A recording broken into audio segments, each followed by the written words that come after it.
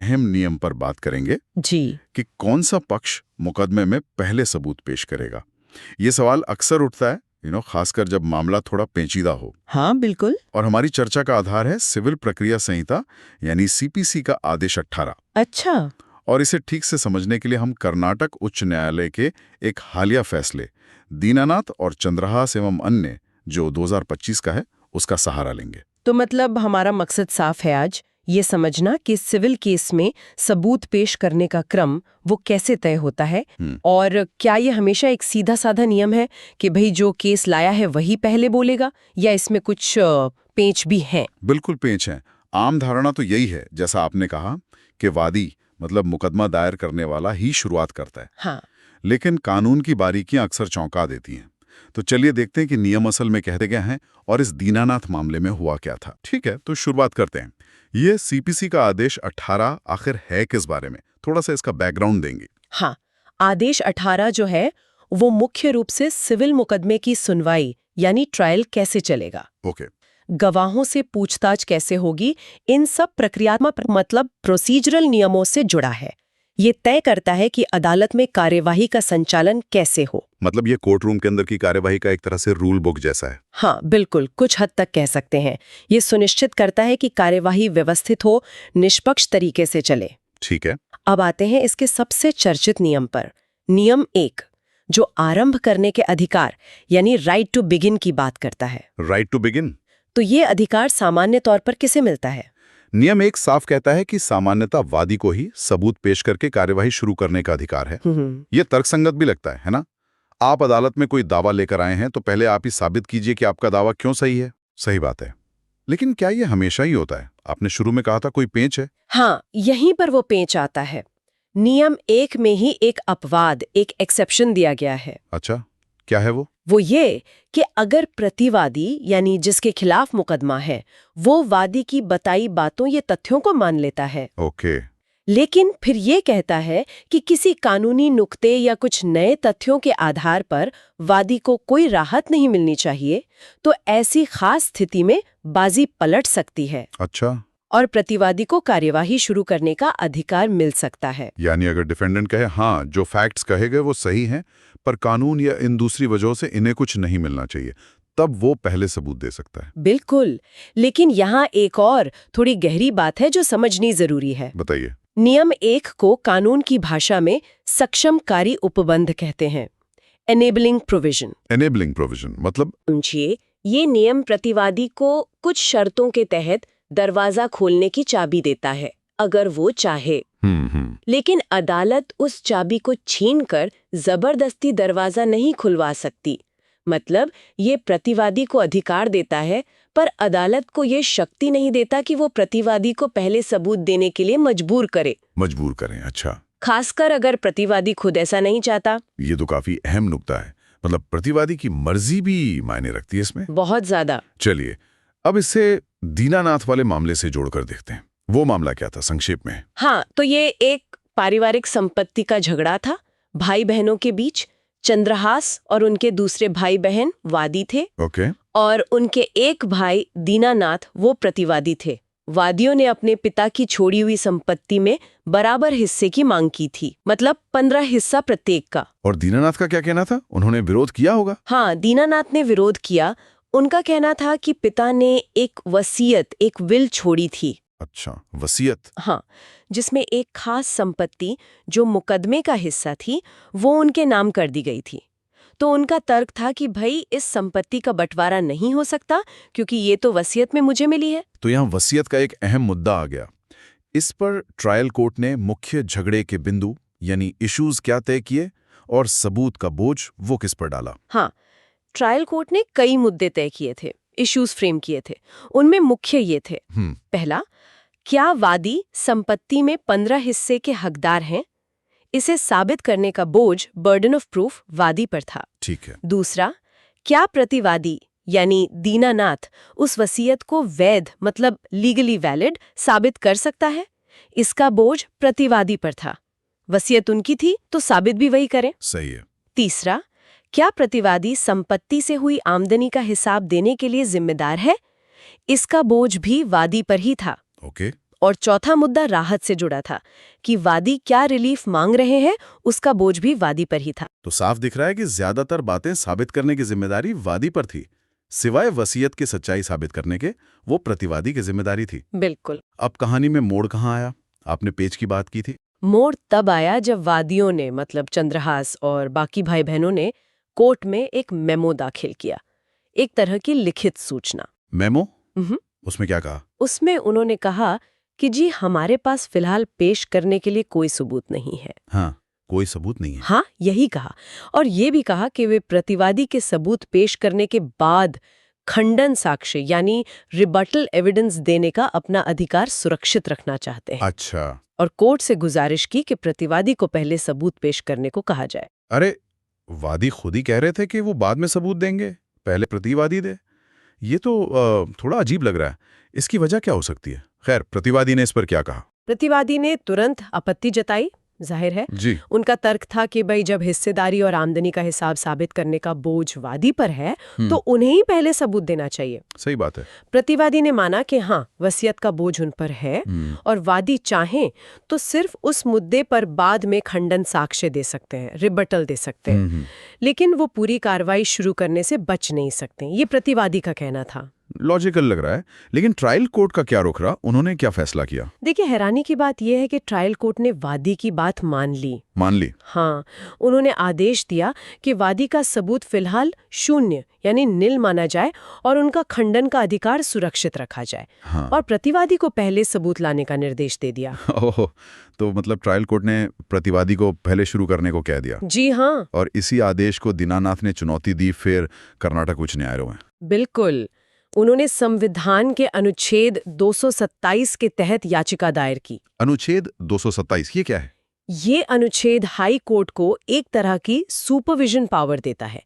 मतलब वो निचली अदालतों और ट्रिब्यूनल्स के काम पे नजर रख सकते हैं, ये पक्का करने के लिए कि वो कानून के दायरे में काम कर रहे हैं या नहीं।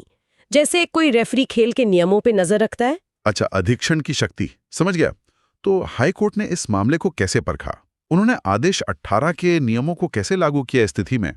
उच्च न्यायालय ने बहुत बारीकी से आदेश 18 के नियम 1 और नियम 3 का विश्लेषण किया। नियम 3 वो क्या है? नियम 3 खास तौर पर ऐसी स्थितियों के लिए है जहां मुकदमे में कई मुद्दे हों और सबूत का बोझ अलग अलग पार्टियों पर बंटा हुआ हो। अच्छा, जैसा कि इस केस में था, बोझ बटा हुआ था। हाँ बिल्कुल, यहाँ बोझ बंटा हुआ था। तो नियम 3 क्या कहता है ऐसी सूरत में? बताइए। नियम 3 वादी को एक विकल्प, एक ऑप्शन देता है।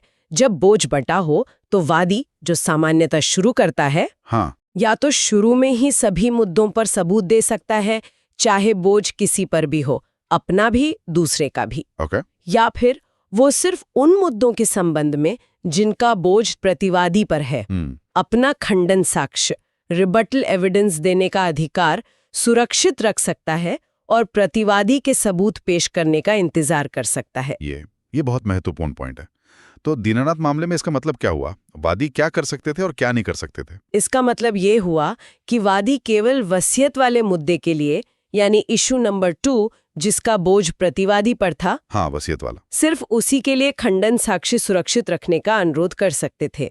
लेकिन जो मुद्दे उनकी खुद की जिम्मेदारी थे, यानी 15 हिस्से का अधिकार इशू 1 और आमदनी का हिसाब इशू 3, उन पर तो उन्हें ही पहले सबूत देना था। मतलब वो अपनी जिम्मेदारी से बच नहीं सकते थे? बिल्कुल नहीं।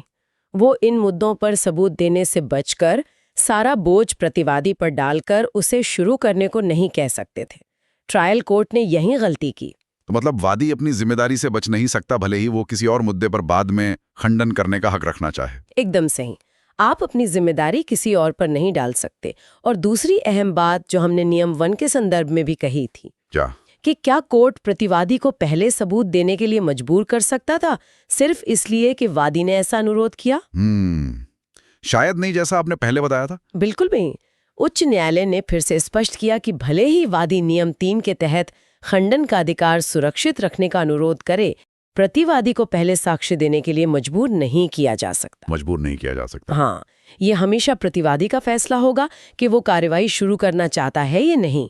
अगर वो राजी है तो ठीक, नहीं तो कोर्ट उसे फोर्स नहीं कर सकती। और इसके लिए कोई पुराना फैसला भी है? जी हाई कोर्ट ने बॉम्बे हाई कोर्ट के एक पुराने फैसले का भी जिक्र किया, भागीरथ शंकर सोमानी बनाम रमेश चंद्र दाऊलाल सोनी 2007।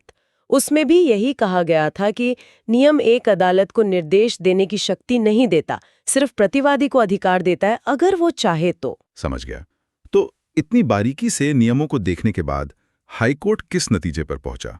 क्या ट्रायल कोर्ट का आदेश टिका रहा या रद्द हो गया? नहीं, हाईकोर्ट ने माना कि ट्रायल कोर्ट ने आदेश 18 नियम 3 के प्रावधानों को सही ढंग से समझने में गलती की थी। हाँ, वादियों का वो मेमो स्वीकार करना और प्रतिवादी को पहले सबूत देने का निर्देश देना ये कानूनन गलत था। इसलिए हाईकोर्ट ने ट्रायल कोर्ट के उस आदेश को रद्द कर दिया, सेट असाइड कर दिया। और आगे के लिए क्या निर्देश दिए गए फिर? कार्यवाही कैसे चलेगी अब? हाईकोर्ट ने स्पष्ट निर्देश दिया कि वादी को पहले विवादक संख्या 1 और 3 पर अपना साक्ष्य प्रस्तुत करना होगा, क्योंकि उन पर सबूत का बोझ उन्हीं का है। ठीक है। कोर्ट ने ये भी जोड़ा कि अगर प्रतिवादी विवादक संख्या 2 यानी वसीयत पर अपना सबूत पेश कर देता है और उसके बाद वादी उस मुद्दे पर खंडन साक्ष्य देना चाहते हैं, तो ट्रायल कोर्ट उनके उस अनुरोध पर कानून और हाई कोर्ट की इस रूलिंग की रोशनी में विचार कर सकता है। मतलब वो रास्ता बंद नहीं किया, पर सही प्रक्रिया बताई। तो इस पूरी चर्चा और दीनानाथ मामले से जो मुख्य बातें निकल कर आ रही हैं वो ये हैं कि सामान्य नियम है कि वादी पहले सबूत देता है। हाँ। लेकिन अगर मुद्दे कई हों और सबूत का बोझ बटा हो तो वादी को पहले उन मुद्दों पर सबूत देना होगा जिनका बोझ उसी पर है। बिल्कुल। वो सिर्फ उन मुद्दों के लिए खंडन का अधिकार सुरक्षित रख सकता है जिनका बोझ प्रतिवादी पर है। सही। और सबसे जरूरी बात, इन सब के बावजूद प्रतिवादी को पहले शुरू करने के लिए मजबूर नहीं किया जा सकता, उसकी मर्जी जरूरी है। एकदम सटीक। ये 3 कह सकते हैं सुनहरे नियम हैं जिन्हें इस संदर्भ में याद रखना चाहिए। ये जानना क्यों जरूरी है? किसी आम इंसान या वकील के लिए इसका क्या मतलब है, क्या महत्व है? देखिए, ये इसलिए महत्वपूर्ण है क्योंकि ये दिखाता है कि अदालती प्रक्रिया के नियम सिर्फ खाना पूर्ति नहीं है। ये निष्पक्ष सुनवाई, फेयर ट्रायल सुनिश्चित करने के लिए बनाए गए हैं, ताकि दोनों पक्षों को अपना पक्ष रखने का बराबर और सही मौका मिले। अगर प्रक्रिया ही गलत हो जाएगी तो न्याय पर असर पड़ सकता है। और ये वकीलों की रणनीति पर भी तो असर डालता होगा कि कब सबूत देना है, कब नहीं, कब खंडन करना है, ये सब। निश्चित रूप से अदालती कार्यवाही में कौन पहले बोलेगा, ये भी कई बार एक स्ट्रैटेजिक डिसीजन होता है, शतरंज की चाल जैसा। हाँ। कब कौन सा सबूत पेश करना है, खंडन का अधिकार इस्तेमाल करना है या नहीं, ये सब गहरे रणनीतिक फैसले होते हैं।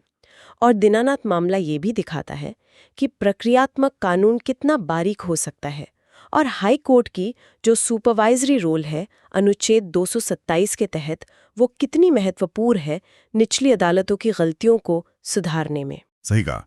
ट्रायल कोर्ट की एक प्रक्रियात्मक भूल ने मामले को काफी उलझा दिया था। बिल्कुल। तो हमने आज सिविल प्रक्रिया संहिता के आदेश 18 नियम 1 और 3 को दीनानाथ मामले के जरिए काफी गहराई से समझा।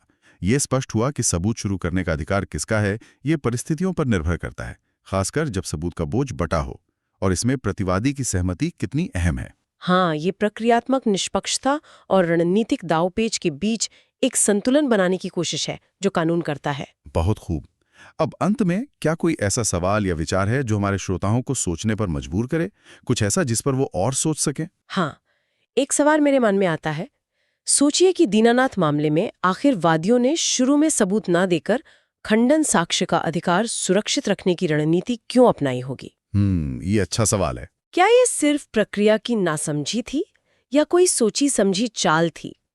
शायद वो देखना चाहते थे कि प्रतिवादी वसीयत को कैसे साबित करता है ताकि बाद में उस पर ज्यादा सटीक हमला कर सकें, या कोई और वजह थी? ये वाकई सोचने वाली बात है। उनकी रणनीति क्या रही होगी? और एक और बात, सोचें कि अगर प्रतिवादी पहले सबूत देने के लिए मान जाता तो मुकदमे पर क्या असर पड़ता? क्या इससे वादी को कोई फायदा होता या नुकसान? ये हमें दिखाता है कि कानून में दिए गए विकल्प सिर्फ नियम नहीं है, वे पक्षकारों और वकीलों के लिए रणनीतिक हथियार भी बन सकते हैं, जिनका इस्तेमाल केस की दिशा तय कर सकता है। तो प्रक्रिया सिर्फ नियमों का जाल नहीं, रणनीति का मैदान भी है।